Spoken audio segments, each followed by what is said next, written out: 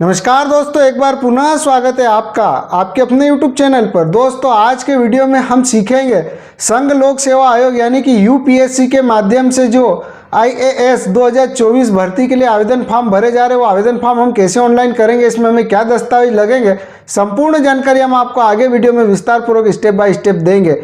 तो दोस्तों, वीडियो शुरू करने से पहले यदि आप हमारे चैनल पर नए तो हमारे चैनल को सब्सक्राइब करें, बेल आइकन को जरूर दबाएं, जिससे हमारे आने वाले वीडियो के नोटिफिकेशन आपको समय समय पर मिलते रहे। चलिए दोस्तों, वीडियो शुरू करते हैं। तो दोस्तों, यूपीएससी यानी कि यूनियन पब्लिक सर्विस कमीशन के अंतर्गत जो 2024 में सिविल सर्विस एग्जामिनेशन के फॉर्म भरे जा रहे हैं IAS और IFS के, उनके आवेदन की जो नियम पुस्तिका है कुछ इस तरीके से। सबसे पहले आपको नियम पुस्तिका पढ़ लेनी है और उसके जो आवेदन है वो आवेदन आपको करना रहेगा। तो दोस्तों, इसके जो आवेदन है वो आवेदन 14 तारीख से चालू हो गए और 5/3/2024 इसकी अंतिम दिनांक रहेगी। साथ ही दोस्तों, इसकी जो भी रूल बुक है वो रूल बुक आप अच्छे से पढ़ लें। तो दोस्तों, ये वाली रूल बुक हम वीडियो के डिस्क्रिप्शन में दे देंगे ताकि आप डायरेक्ट पहले रूल बुक पढ़ लें और उसके बाद में आपको जो भी आवेदन करना है वो आवेदन कर सके। अब हम बात करेंगे हमें यूपीएससी में जो सिविल सर्विस एग्जामिनेशन के फॉर्म फिल करना है, तो उसके लिए हमें ये वाले पोर्टल पर आना है, संघ लोक सेवा आयोग। ये वाले पोर्टल पर आने के बाद में दोस्तों, यहाँ पर सबसे पहले यदि आप ऑलरेडी रजिस्टर्ड है तो इसको आपका जो भी OTR ID, मोबाइल नंबर या रजिस्टर्ड ईमेल आईडी के माध्यम से आप इसको लॉगिन कर लें। और यदि आप पहली बार आवेदन कर रहे हैं तो न्यू रजिस्ट्रेशन पर क्लिक करके सबसे पहले आप अपना रजिस्ट्रेशन कंप्लीट कर ले। रजिस्ट्रेशन में जो भी जानकारी पूछी जा रही है वो जानकारी देकर आप अपनी प्रोफाइल कंप्लीट कर ले। उसके बाद में दोस्तों, यहाँ पर यदि आपने रजिस्ट्रेशन कर रखा, जैसे हमारा रजिस्ट्रेशन हो चुका है, तो हम यहाँ पर ईमेल आईडी या रजिस्टर्ड मोबाइल नंबर या OTR ID जिससे भी इसको लॉगिन करना हो उस वाले ऑप्शन को सिलेक्ट कर लेना। वो वाले ऑप्शन को आपको यहाँ पर नंबर देना। यदि मोबाइल नंबर का सिलेक्ट करोगे तो मोबाइल नंबर दे, ईमेल आईडी सिलेक्ट करोगे तो ईमेल आईडी दे, और OTR ID दोगे तो OTR ID और जो भी पासवर्ड है वो देकर इसको लॉगिन कर लेना है। तो हम ये लॉगिन कर लेते हैं। तो दोस्तों, जैसे आप अपना यूज़र ID, पासवर्ड या मोबाइल OTP या ईमेल OTP के माध्यम से लॉगिन करोगे तो कुछ इस तरीके से आपको डैशबोर्ड दिखेगा। उसके बाद में दोस्तों, आप पहली बार कर रहे हो तो यहाँ पर अपडेट है, एडिट प्रोफाइल पर क्लिक कर आप अपनी प्रोफाइल अपडेट कर ले। उसके बाद में ही आपको आवेदन फॉर्म फिल करना रहेगा। और कुछ इस तरीके से आपको जैसे लॉगिन कर लोगे और कुछ इस तरीके से आपको डैशबोर्ड दिखेगा। उसके बाद में दोस्तों, यहाँ पर आपको लेटेस्ट नोटिफिकेशन का जो ऑप्शन दिख रहा है इस पर क्लिक करना है। जैसे इस पर आप क्लिक करोगे तो यहाँ पर please choose the below examination apply for, तो यहाँ पर जो है दोस्तों इसका लेटेस्ट नोटिफिकेशन यहाँ पर आपको प्राप्त हो जाएगा। और इसका नोटिफिकेशन आप हिंदी या इंग्लिश दोनों में भी यहाँ पर चेक कर सकते हैं। तो हम यहाँ पर आपको जो नोटिफिकेशन है दोस्तों, हिंदी या इंग्लिश दोनों में से कोई एक नोटिफिकेशन या दोनों नोटिफिकेशन वीडियो के डिस्क्रिप्शन में उपलब्ध करा देंगे ताकि आप पहले नोटिफिकेशन पढ़ सके। उसके बाद में दोस्तों, यहाँ पर जो है पार्ट फर्स्ट रजिस्ट्रेशन भाग 1 पंजीयन का ऑप्शन दिख रहा है, सिविल सेवा प्रारंभिक परीक्षा, सिविल सेवा और भारतीय वन सेवा परीक्षाओं के लिए। तो यहाँ पर यदि आपको प्रोफाइल अपडेट करना है तो यहाँ से भी आप OTP, OTR या प्रोफाइल अपडेट कर सकते हैं। और नहीं करना है तो सिंपल से भाग 1 के लिए यहाँ क्लिक करेगा, जो ऑप्शन दिख रहा है इस पर क्लिक करना है। जैसे इस पर आप क्लिक करोगे तो दोस्तों कुछ इस तरीके से आपको पुनः डैशबोर्ड दिखेगा। ऑनलाइन आवेदन पत्र भरने के लिए कुछ महत्वपूर्ण दिशा निर्देश है सिविल सेवा प्रारंभिक परीक्षा 2024। तो ये नियम पुस्तिका आप पढ़ ले। उसके बाद में स्क्रॉल कर आपको नीचे आना है और सिंपल से आपको हाँ को सिलेक्ट करना है। जैसे आप हाँ को सिलेक्ट करोगे उसके बाद में दोस्तों कुछ इस तरीके से भाग 1 पंजीकरण कुछ इस तरीके से खुलकर आएगा। OTR 1 टाइम रजिस्ट्रेशन के अनुसार जो भी आपका डाटा आपने डाला था, जैसे नाम, पिता का नाम, जेंडर, माता का नाम, जन्म तिथि, जो भी जानकारी दी थी वो यहाँ पर ऑटोमेटिक फिल होकर आ जाएगी। उसके बाद में दोस्तों हमें यहाँ पर 4 स्टेप में फॉर्म फिल करना है। पंजीयन 1, भुगतान, फोटोग्राफ, हस्ताक्षर, केंद्र चयन और घोषणा सहमति। तो जैसे भाग 1 पर क्लिक करोगे तो 1 टाइम रजिस्ट्रेशन के यहाँ डाटा चेक कर ले। उसके बाद में स्क्रॉल कर नीचे आना है। उसके बाद में दोस्तों एग्जामिनेशन अप्लाई डिटेल सिलेक्ट करना है। तो यहाँ पर इंडिया ऑटोमेटिक रहेगा, यहाँ पर आप मैरिड अनमेरिड है उसका आपको चयन कर लेना है। उसके बाद में यदि विकलांग है तो यस को सिलेक्ट करें, उसकी जानकारी दे, अन्यथा नो को सिलेक्ट करें। उसके बाद में कम्युनिटी यानी कि समुदाय, आप कौन सी कैटेगरी में आते हो, ST SC OBC, जिस भी कैटेगरी में आते हो कैटेगरी का चयन कर ले।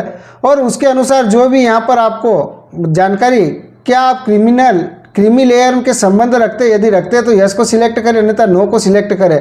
यदि नो को सिलेक्ट करते हैं तो आपका जो भी जाति प्रमाण पत्र है तो जाति प्रमाण पत्र 1/4/2023 के बाद का बना होना चाहिए। तो वो जो जाति प्रमाण पत्र नंबर है वो यहाँ पर देना है। उसके बाद में जाति प्रमाण पत्र कहाँ से किसने आपको बनाया था उसकी जानकारी देनी है। उसके बाद में दोस्तों यहाँ पर आय और संपत्ति प्रमाण पत्र जारी करने वाले प्राधिकारी का यहाँ पर आपको जो भी है स्टेट का चयन करना है, जो भी स्टेट से बना है वो स्टेट का चयन कर ले। उसके बाद में समुदाय प्रमाण पत्र की तारीख कौन सी तारीख को बना है वो देना है। उसके बाद में शुल्क माफ किया है, यस नो जो भी है वो यहाँ पर ऑटोमेटिक रहेगा। उसके बाद में शैक्षणिक योग्यता जो भी आपकी, तो यहाँ पर ऑलरेडी पास्ड डिग्री एग्जामिनेशन या फिर आप अपेयर, यदि आप अंतिम वर्ष में अध्ययनरत है ग्रेजुएशन में तो भी आप इसमें आवेदन कर सकते हो, और पास है तो पास्ट को सिलेक्ट करें, जो भी आप पर लागू है उसको सिलेक्ट कर ले। उसके बाद में स्नातक स्तर की पढ़ाई डिग्री विषय यहाँ पर जैसे क्लिक करोगे तो degree in agriculture, degree in engineering, degree in sociology, जो भी आपकी डिग्री है वो डिग्री का आपको यहाँ पर चयन करना, और इनमें से कोई सब्जेक्ट आपका नहीं है तो अदर को सिलेक्ट करें, और जो भी आपकी अदर है उसको आपको सिलेक्ट कर सिविल सर्विस को सिलेक्ट कर लेना है।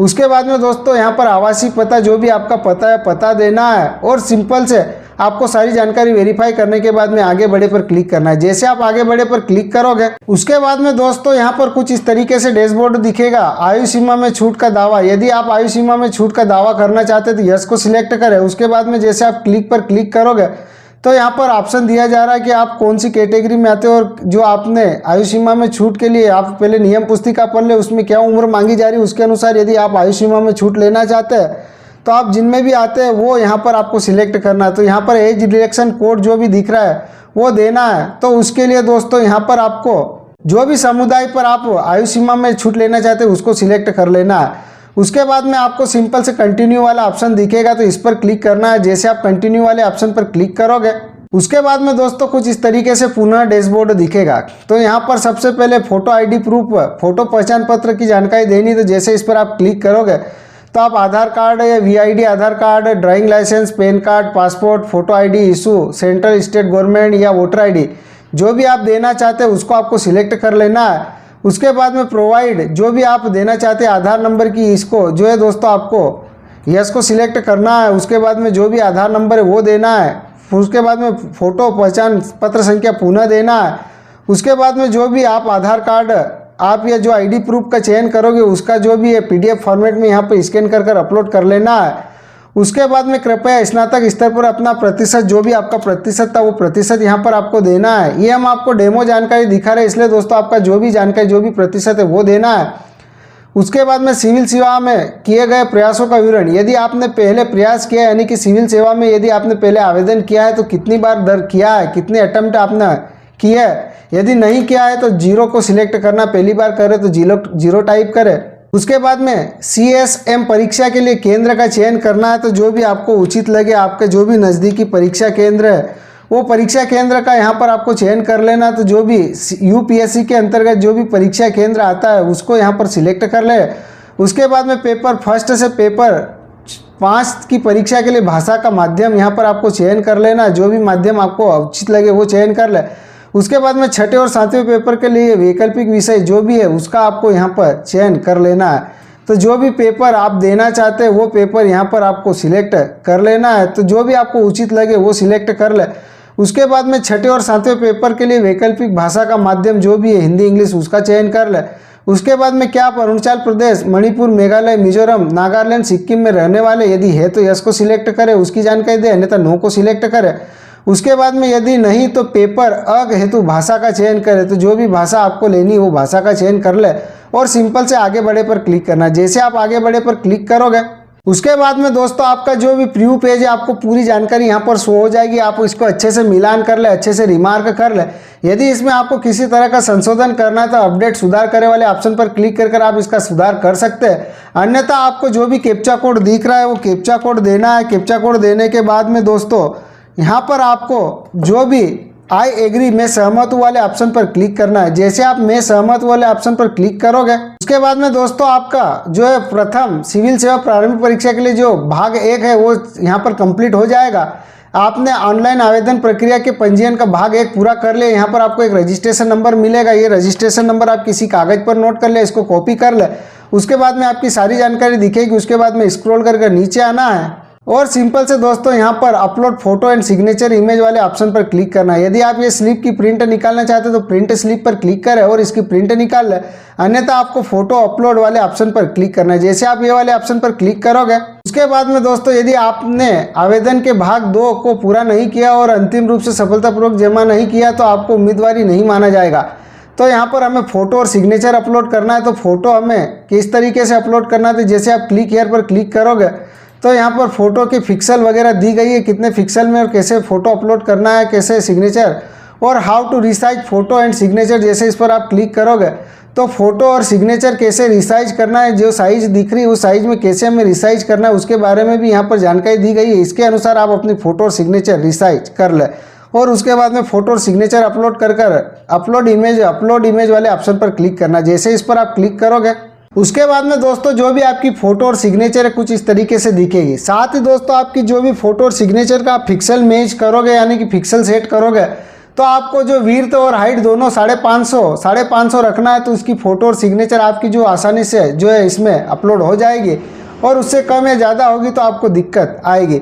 तो कुछ इस तरीके से फ़ोटो और सिग्नेचर दिखेगी। आपको कुछ नहीं करना, सिंपल से कंटिन्यू आगे बढ़े पर क्लिक करना है। जैसे आप आगे बढ़े पर क्लिक करोगे उसके बाद में दोस्तों आपकी जो भाग 1 और भाग 2 कंप्लीट हो गया है। यहाँ पर जो है दोस्तों व्यू फ़ोटो और सिग्नेचर भी अपलोड हो गए। अब हमें सेंटर का जो परीक्षा सेंटर उसका सिलेक्शन करना है। तो जैसे इस पर आप क्लिक करोगे उसके बाद में यहाँ पर एग्जामिनेशन सेंटर जो भी है उसका आपको चयन कर लेना है। तो जो भी आपको उचित लगे वो परीक्षा केंद्र का चयन कर ले।